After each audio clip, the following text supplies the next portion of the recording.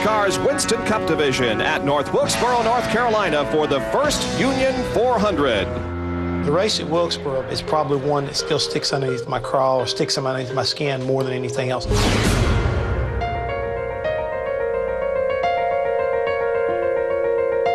The time of the debacle, you might say, we were running third or fourth, and we were about a half a lap behind the leader, who was Dale Earnhardt. Dale Earnhardt leads this race with just a little less than 100 laps to go, and the number 26 car of Brett Bodine has come in for what could be his final pit stop. We pitted a little early, got our fresh tires, and now we're a lap behind because of the green flag stop, but then the leaders all started to pit. It kind of happened late in the race through a cycle of some green flag pit stops with the caution coming out. Spin down in turn one, Kenny Wallace. Kenny Wallace, with about 80 laps to go, he gets into a crash, and that brings out the caution.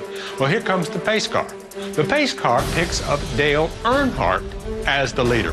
Earnhardt was behind Bodine. The confusion began late in the race when those that were running up front made green flag pit stops. That gave the lead to Brett Bodine, and then the yellow came out. Now watch closely on the left as the green car of Bodine will pass by, and the pace car instead picks up Dale Earnhardt as the leader. What happened was we had lapped Brett on the racetrack. A caution came out, and theoretically, he was on the tail end of the lead lap. 26, I want you to, you're going to end up being the leader. 18 laps of caution are going on now because NASCAR is trying to figure out where the scoring error was. Brett was raising Kane on the radio. Diane Bodine, Brett's wife at that time, was our scoring for us in the pits, and I stood right beside her. She's beat me on the shoulder. There was hollering and cussing and screaming all up and down pit road with every team member that was on the crew. It was clearly a timing and scoring mistake that NASCAR made. You know, we didn't have a monitor with everybody's car and what lap time they're running and what position they're in.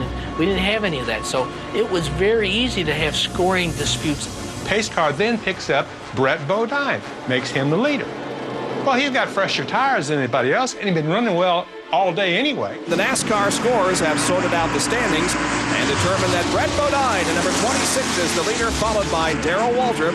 Certainly, you can ask Larry McReynolds. He was a crew chief, and now that we work together, you know, the truth be known. But they knew they weren't leading the race. Certainly, I questioned it. We got to be realistic. I questioned, how did we get the lead here? But we had good enough race car to drive away from the two guys that had led a big part of that race. Can Brett Bodine hold on for his first Winston Cup win? He's going to do it. Brett Bodine wins the first Union 400. Everybody was running around chaotic. I was talking to my scorer, Linda Monroe, and I said, what are they saying up there? And they said, Brett won the race. And she said, I'm protesting, and I'm telling them that he didn't, but Morris Midkiff will not listen. He said, Brett Bodine won this race. End of story. And he was the authority. We had a good car. No one wanted to admit it, we had a good car.